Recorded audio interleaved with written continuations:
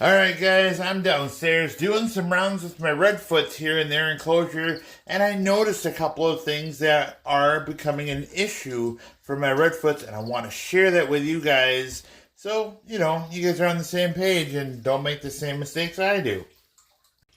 So in the Redfoot area, this is quite a large footprint here, and giving the tortoises an ample opportunity to move around, but that also creates isolated microclimates. Remember we talked about that before, where temperatures with temp gun here vary quite a bit. So for example, in the center of the area here, this is in the middle of the room, 72.5, which is slightly cool, but okay. It's not directly under a light. Ambient temperature in the 70s is just fine for these guys, especially in the wintertime. But over there in the cold spot here, now you're looking at 68 degrees. Well, that's starting to get a little chilly and quite cool.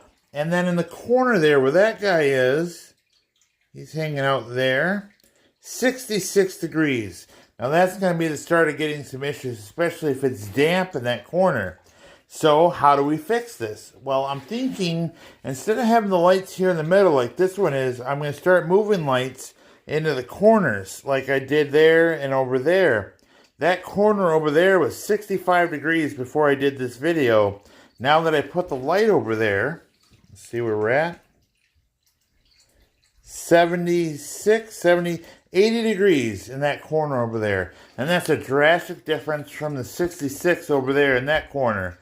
So what I'm going to do is reposition that light that's underneath there to get into the extreme corners. I'm also going to have another light here in the middle.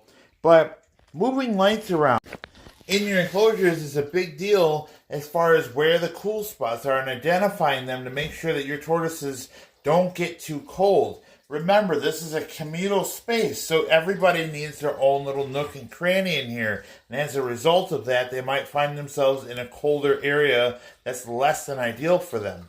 And having one of these guns to make sure that you are on track and keeping temperatures in all of the areas in your enclosure is very important. And guys, these are really cheap. And it could save your tortoise from respiratory issues farther down the line. And you don't want respiratory issues for your tortoises. That can be very bad news. So anyway, guys, this is a quick tip. I want to talk about light positioning in bigger enclosures like this that you may not notice in a 40-gallon, but in a big room like this, it could become an issue. Anyway, guys, until next time, you know the drill. Bye now.